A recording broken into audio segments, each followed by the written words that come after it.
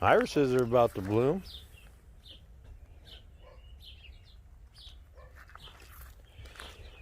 And we got some tomatoes out in the garden.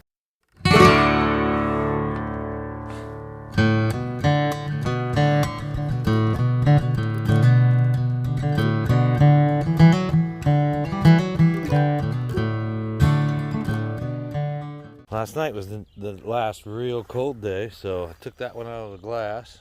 Doing good. We got these Cherokees planted, and then we got 3 celebrities. I guess that one ain't looking hot, but it'll be alright. And we got our Roma tomatoes over there, and we got some cherry tomatoes over there. Tammy G in a yellow, and I think I'm going to put some purples over there with them. And I think I got an orange maybe. I don't know, I got a bunch of different cherry tomatoes. They'll all go together. And then we'll finish these rows out with tomatoes. And I may have to find another spot for some. Maybe put one over here, I don't know. So I still have quite a few tomatoes left. And I don't have a lot of room. So I want to put peppers down in between here. So yeah, gotta find some spots for some tomatoes.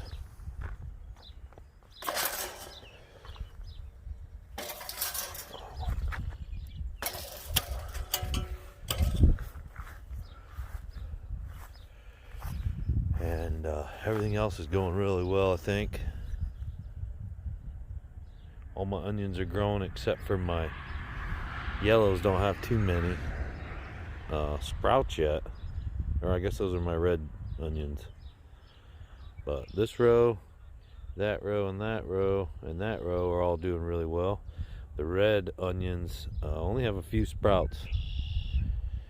And my purple cauliflower over there, the rabbits ate it completely off to the stalk. I hate them rabbits. Oh, we're supposed to have 55 degrees the next week, so we're going to get all of our plants out. At least all the tomatoes in the greenhouse. The ones in the house are going to the greenhouse to get hardened off because it is breezy out there. And I can use that greenhouse to harden off my plants. So that's what we're doing next. We're going to move all our stuff from the greenhouse to the garden, all our stuff from the house to the greenhouse, and we're going to get this started. Team Will It Grow, Shed Wars 21. Okay, so the coldest it's supposed to get for at least a couple weeks is 55 degrees. I'll give these plants some time to build some strength. And so we're going to let the Charlie Brown and the gang come out and live a little bit. We're going to steal some of this straw to build our unique container for Gail's Southern Living Gladiator Challenge or Garden Challenge for growing in unique containers. We're going to have a few unique containers this year, but this next one's pretty exciting. Look, those ground cherries, they're not doing so hot. But the strawberries are doing wonderful, and we've already got a couple off of there. So hopefully those ground cherries will come back. Never grown those before. But let's go check out this unique container we're growing in. Oh, well, there we go. We got these pair of jeans at a garage sale, and we filled up with straw and then dirt, and we're going to plant these Ferry Morris rainbow mix carrots. And yeah, pretty unique container to grow in, I think, and it ought to be a lot of fun. So should hold up pretty good, and these ought to grow real good out here. We'll see.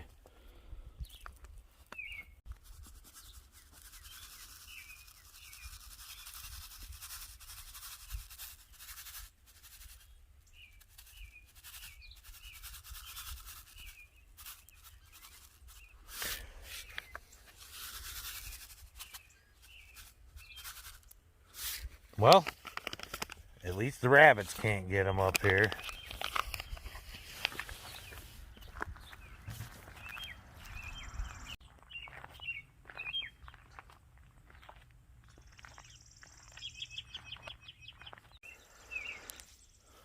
Asparagus is looking pretty good. And here's another weird container that we're growing in, a metal pot that we found where we planted these walking onions, and they seem to be doing pretty good. Anybody ever seen an asparagus do this?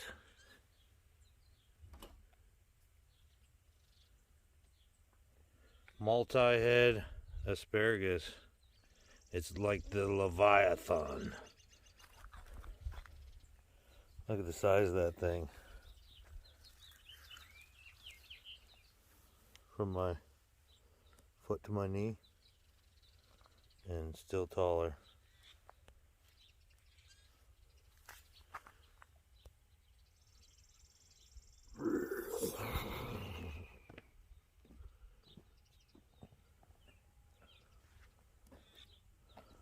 What? Shut the front door. All spring I tried to get onions up, and now look.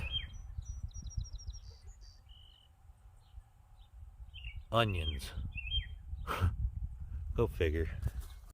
Alright, so I had a spot in the garden for cantaloupe and watermelon, but we tilled up this area out here. It's I don't know, 18 by 35, 18 by 40, something like that.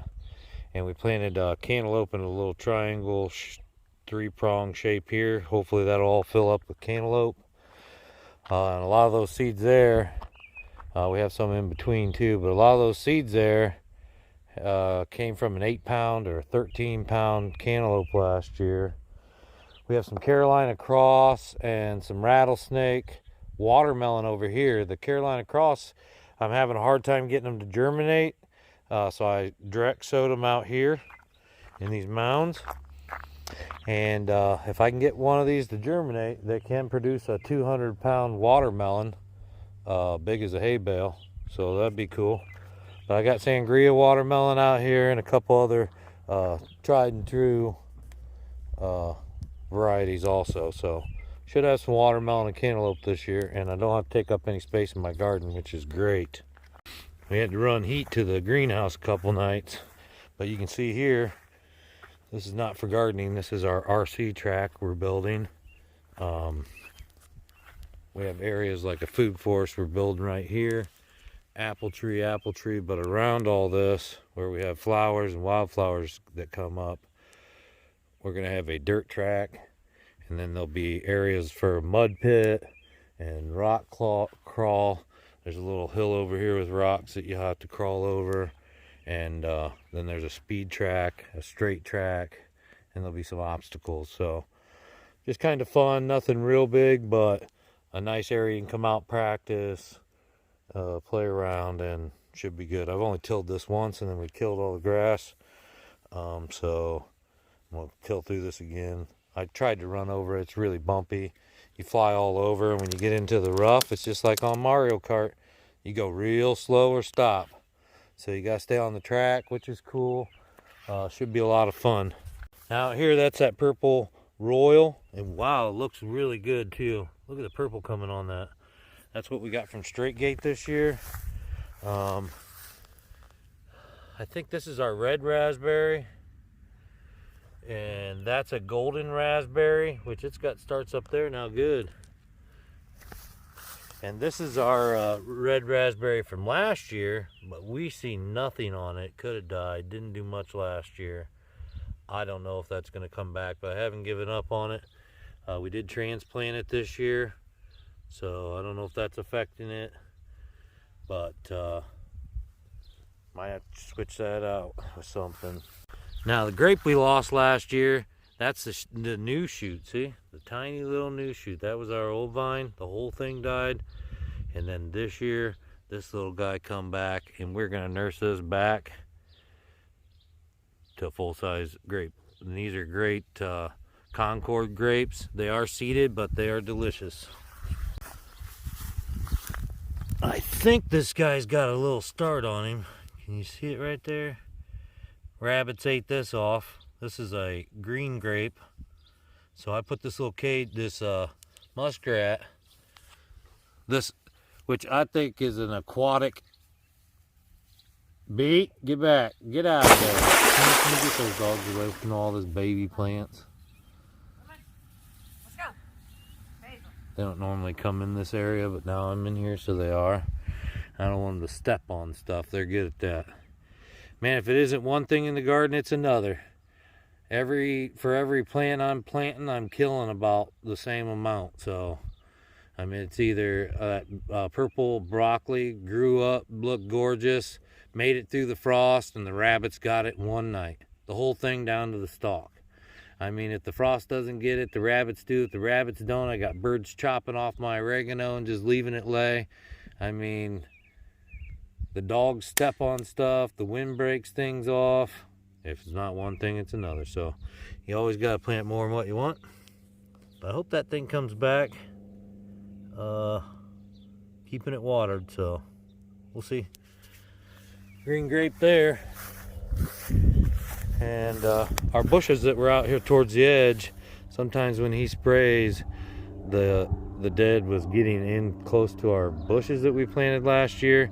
So I made this a nice straight track for our racing, and this will be a good spot to pass.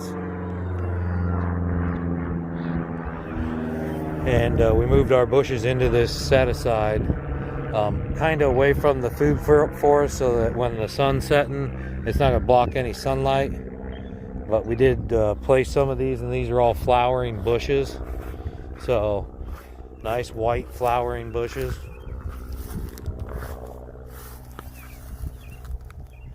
They were all doing pretty good. So like in here we'll have maybe a mud pit area or something, but there'll be a little trail off of the track that comes in here.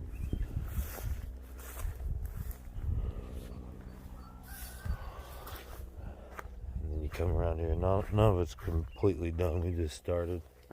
Oop, big. John, I thought you were supposed to go home. John, get out of here. He just keeps sneaking around out here. All right, guys, here's our shed, and these guys are all going out. They've already been hardened off. These are blush tigers from Arkansas Woodcutter. Everything Arkansas Woodcutter has given me now that purple cauliflower got eaten off. Oh, except for these German pints. I need those too. Those look good. And that blush tiger looks good. I guess I am the tomato king, because everything else died off. Now the frost hit these, but they are coming back. You can see, come back pretty good. I'm going to trim all this dead off.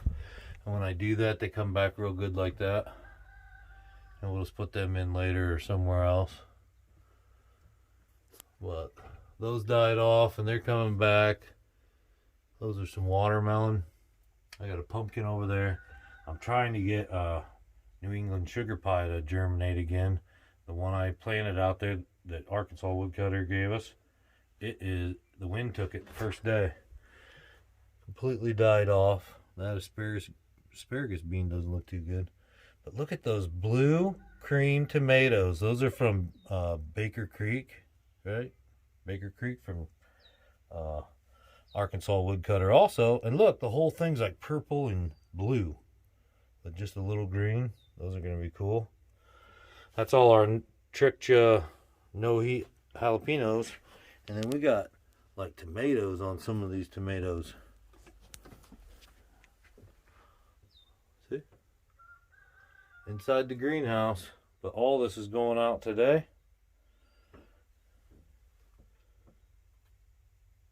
Orange cherry. Not doing so good, but it's going to come back. Loofah's up and doing well. That's the third time I planted that to keep dying. These peppers we brought out last night to start hardening off out here. We'll open up these vents, and here in a couple weeks we'll put all these out. But these are good. These have gotten down to like even 30 degrees, about 32 degrees, 34 degrees out here, and they're still surviving. So that if they can do that, they can stand 45 degrees outside. Poor hillbilly. I love my hillbilly tomatoes. My guy. He looked so good too. He'll come back. So, cucumbers are up in here, not outside. Hatch chili, needs watered. Got a couple okra up. We're going to plant those.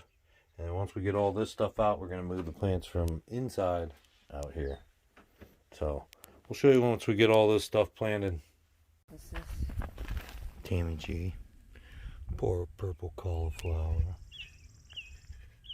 Rabbits won't leave you alone, will they?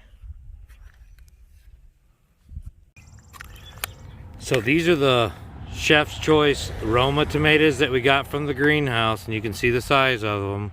And the point of me showing you, well, they're cool, great looking tomatoes, but when you plant these, this is all you got. So you got to plant this root. But I plant 3 foot down, so those plants there, my starts, they're 36 inches when I put them in the ground, and there's only about 6 inches sticking out of the ground. This is going to have about 2 inches sticking in the ground, 3 inches sticking in the ground. See what the difference? And if you stay tuned, hit that subscribe button now so you can be updated as we upload videos all summer long about our garden. We do other videos too, but if you stay tuned, you'll see these Chef's Choice. They'll do okay, but they won't do as well as these other Roma tomatoes that we plant a lot deeper. So I'm going to show you here in the next clip how we plant our tomatoes normally, not the ones from the greenhouse, but and why we start our own tomatoes, what the purpose and benefits of that is. So coming up next. Now these Roma tomatoes, they will not get trimmed, and because I've trimmed Roma tomatoes before and they just blow up like balloons. But and I don't stake them or cage them or anything. They grow wild. I keep it trimmed. I keep the weeds out away from them, and they will take up a huge amount of space out here and have tomatoes everywhere. That's what I do with my determinants, and then my indeterminants get caged. Okay, so we found one celebrity, and this is like you get in the grocery store size red tomatoes. They're pretty good. And take this long shovel, and we just dig down as deep as we can, pull a plug out. And sometimes we'll use like a hole, post hole digger. We'll get all this dirt out and I'll show you. Alright, so the hole depth is going to depend on the size of the plant, and we want to bury it, whatever your plant size is, up to about the 3/4 of the way up. So all this is going to get buried. So we want our hole, if I have a taller plant, I even do it taller. I only want the top sticking out. All these little hairs right here, it's all going to turn into roots. And later on in the summer, you know, this will dry out down into here. This will stay moist. And another thing we do is we dig a little deeper than what the tomato is, and we get all this out. And we put this real heavy compost in here. And it stinks. And you just put a little bit in the bottom. Whatever, bones, meat, eggs. Put some in there, cover it with dirt. This is not to feed the plant. This is to attract worms. And then you're going to want to take your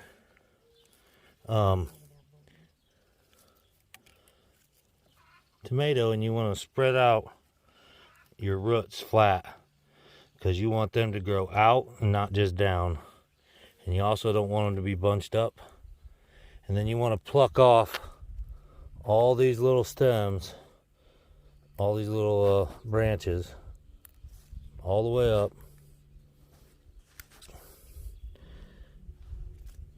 and plant it to there. Just like that. See? Now, if you're in an area that has real clay and it stays moist, see, ours dries out really quick. That's why I bury mine this deep.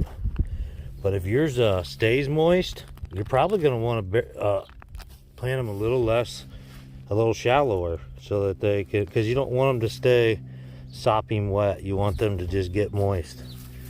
And I water these with a drip hose or a soaker hose, because I don't like getting the leaves wet. They don't like to be wet. Hurts them. So if you can keep the leaves dry, when these get taller, I will prune these back 18 inches off the ground, and it won't take long for these to grow up. And that allows air to come through here, less bugs come up the stalk, or are enticed to come up the stalk, and it just seems to work out really well for me.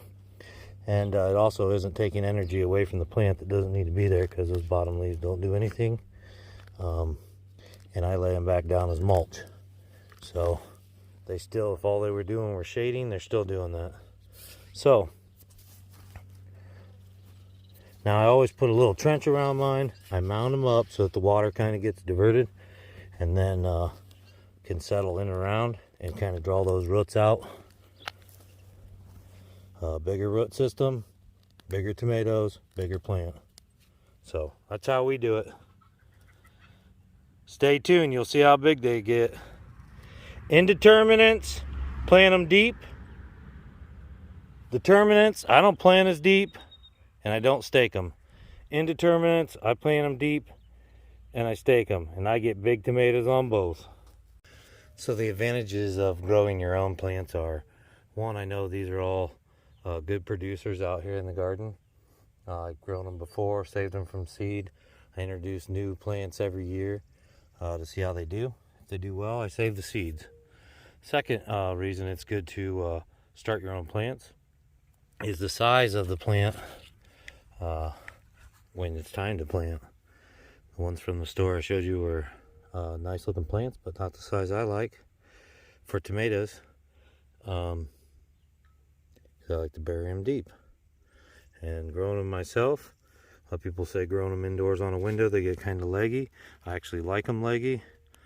Gives me a lot more length to bury in the ground. So for me, that's what works best. Another weird container there. It's just a table upside down with a tire, straw, dirt, and a little baby pumpkin. They grow little jackby little pumpkins, little micro-sized ones.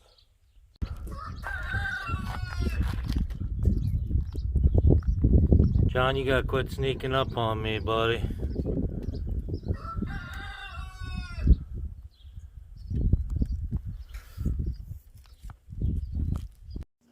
Now available on our Teespring store. Links are in our Instagram and on our YouTube About page. This is how we do it. Team Will It Grow! So quick tour. Blush tigers here. All the Romas down through here. We got the Chef Best down there. And then the German pints down there. We got all of our full-size tomatoes with cages down through here. Cherokees, celebrities, Mountain Bush, Rutgers, Hillbillies. We're gonna have them all down through here. I'm gonna have to fit in some more. We got an area over there that was supposed to be for watermelons and cantaloupes that we're gonna add more tomatoes to. But these will all bush up. Potatoes right there. These are our cherry tomatoes. We got the blue cream berries. Brad's atomic grape, another purple grape. That's an orange. a Tammy G, a light yellow, and I got a darker orange that goes right there. And make a complete circle. Sprinkler goes in the middle, higher than the tomatoes. Waters all these little cabbages, broccolis. This is our cucumber. Got lemon cukes up right there. Armenian cukes, white striped cucumbers, burpless cucumbers. Our secret seeds replanted right there from Ivy's Forge and Homestead. And then all of our onions and stuff over here. Eggplants are over here. We got some zucchini and okras. And corn will go down there where it's not tilled. This will all be tomatoes yet. Oregano, oregano, oregano, celery, snap peas, all kinds of beans, garlic, lettuce, onions, asparagus, rhubarb, horseradish, on and on and on, and peanuts and strawberries and stuff everywhere. It's looking good. Both radishes are doing good. All these plants are ready to go out. Gotta take those reapers back probably into the greenhouse. Purple tomatillas, gotta find a spot for those. Got some marigolds. The cucumbers aren't up yet. These need to go back out to the greenhouse. And I appreciate you that are still here watching this. This is the honeysuckle that we transplanted from the wild. And it should be quite a good attractant. That look nice there? Tammy always plants in these nooks of the tree. See that?